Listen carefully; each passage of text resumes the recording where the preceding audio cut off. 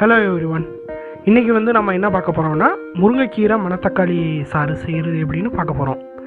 அதுக்கு ஃபஸ்ட்டு தேவையான பொருட்கள் என்னென்னு பார்த்துக்கலாம். முருங்கைக்கீரை கொஞ்சோன்னு ஆஞ்சு வச்சுக்கோங்க. அதுக்கப்புறம் மணத்தக்காளி கீரை வேணும். அப்புறம் அரிசி களைஞ்ச தண்ணி, 2 மூடி தேங்காய்,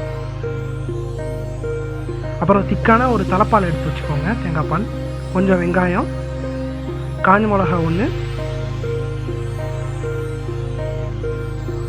இப்போ அரிசி களைஞ்ச தண்ணியை தேங்காயோட 2வது பால் கலந்து வச்சுக்குவோம்.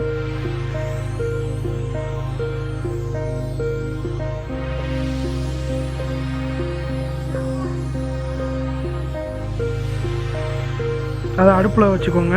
இந்த வெங்காயம் காஞ்ச மிளகாவே சேர்த்துக்கிட்டு கொஞ்ச நேரம் நல்லா கலக்கி விடுங்க.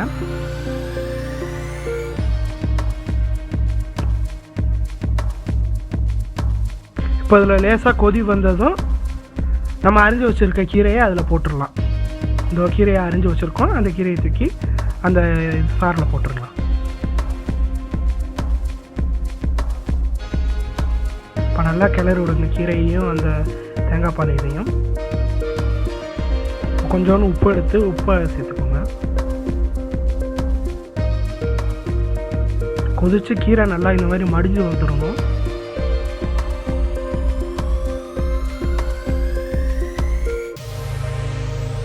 இதுக்கப்புறம் இப்போ தலைப்பாலை ஊற்றிடுங்க. ஃபஸ்ட்டு ஊற்றுனது நம்ம 2வது பால், இது ஃபஸ்ட்டு.